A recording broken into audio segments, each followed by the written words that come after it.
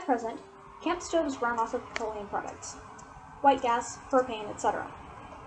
They come in cans, which you can't take on the airplane, and you have to have a special tool to recycle them. Furthermore, if you're going on a long trip and you are going to need more fuel than you can carry, you have to stop in the middle to get more. So none of this is convenient, and it kind of begs the question, why do we do this? It's fairly easy. Electric stoves have existed in houses for a long time, so why don't we use them for camping? Unfortunately, there's a very good answer to that question, and it's that batteries are really heavy. This is the best one I can find. It is the Tenergy lithium-ion polymer rechargeable 29.5 volt 10 amp hour battery. You may notice that those numbers are pretty high. It takes a lot of energy to boil water. I decided as a number to shoot for at the beginning of the project that I wanted to be able to boil 2 liters of water. However, if I were going to do that with this battery, which is the best one I could find in over a month of looking, it would weigh almost 4.5 pounds. Any backpacker will tell you that that's far too heavy for a stove, let alone just for its fuel source. So I moved on. The next thing I started researching was fuel cells. So for those of you who don't know what they are, it's not a source of energy, it's just a way to store it. And you can store energy much more densely with a fuel cell than you can with a battery. They work by splitting water into its components, hydrogen and oxygen. And it takes energy in the form of electricity in this case to make that split. You can put it back together after storing the components separately to get electricity back out of the system. But in a real system, you lose energy anytime you transform it from one form to another. So since hydrogen is flammable, it occurred to me that I should just burn it. So this is the rough design. You get energy from the solar panel that then goes to power the electrolyzer to split the water into its components. Oxygen is vented, and then the hydrogen goes through a pipeline to storage, and then you burn it, and it heats the water.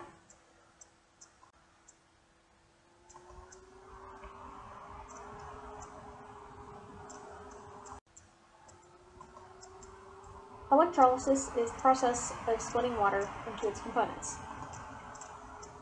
You do this with electricity, and basically how it works is the electricity splits the water molecule, and then the oxygen ion migrates to the positive electric pole, and the hydrogen ions migrate to the negative electric pole.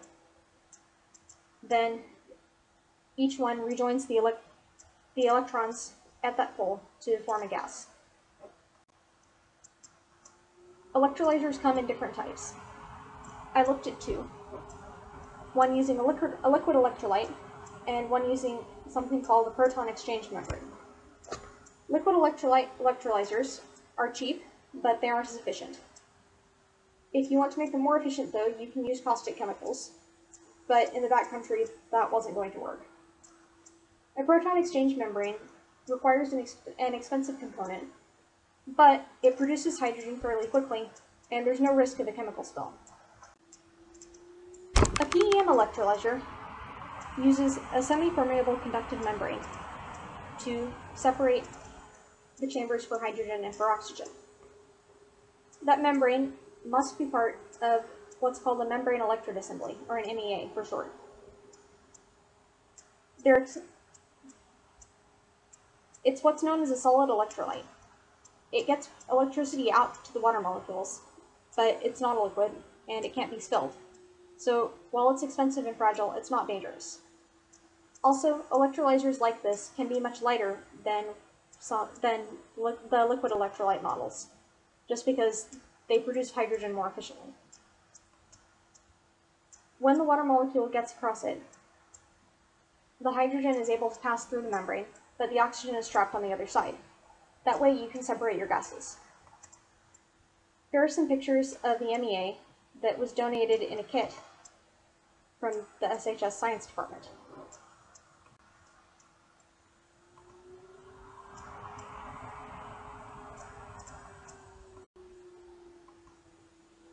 The final design is not that different from the rough design, but there are a few notable changes.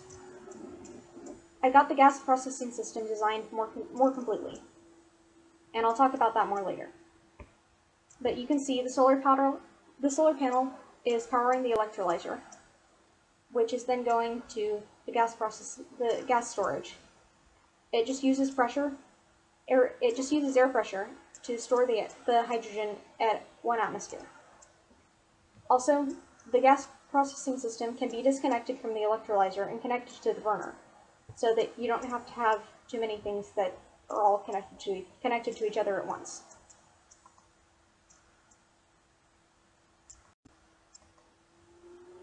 One of the things that I worried about with this design was how I was going to get an MEA, but Stratford solved that problem for me when the science teachers donated an extra kit. It had all I needed to start testing,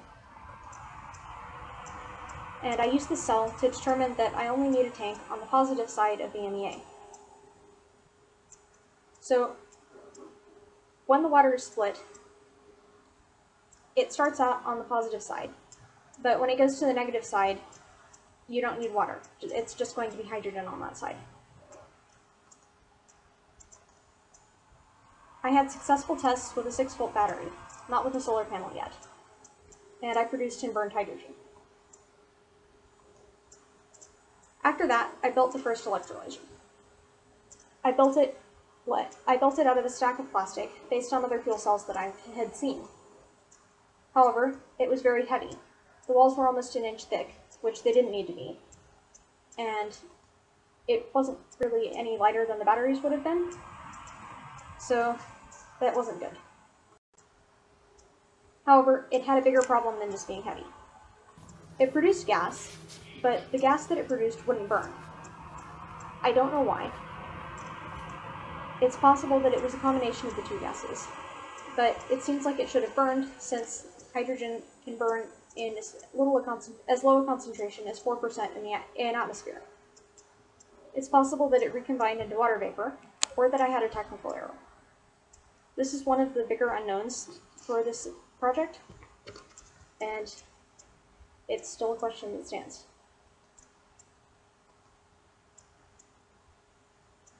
Here again, you can see what would have happened. Everything would have stayed on one side because the hydrogen wouldn't have been able to go to the positive side. After that, I built the second electrolyzer. I fixed the electrical error so that I was once again producing a burnable gas. I also used an old peanut butter jar for the tank instead of the stack, which worked a lot better. It was much lighter. And it worked great until the MEA rusted. Enough about the electrolyzer for now.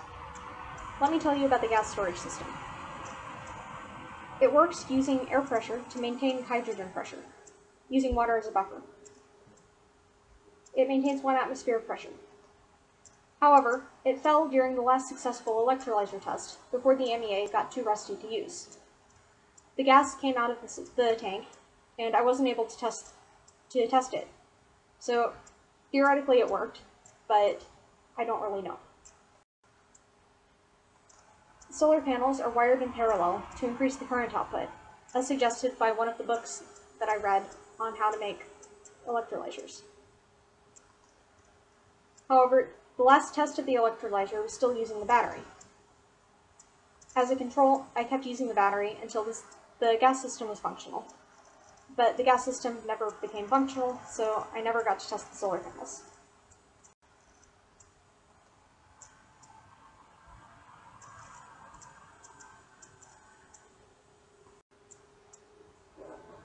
The shortcomings of the project mainly were that the electrolyzer broke.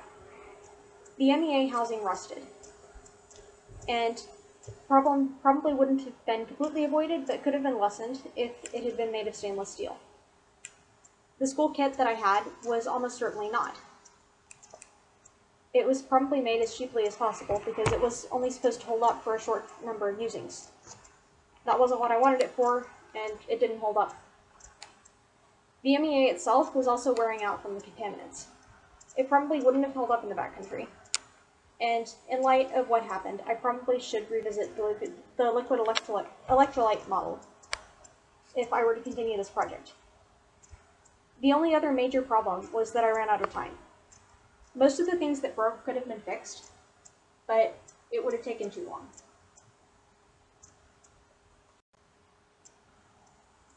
In general, the project was fairly successful. The electrolyzer worked really well until it broke.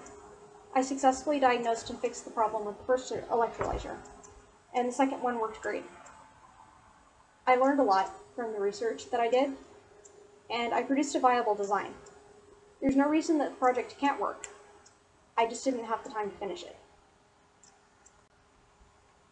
Thank you to my main mentor, Mr. Moore, also to my dad who helped out a lot, and to Evan, Chris, and Kai, whose ideas spurred this project on.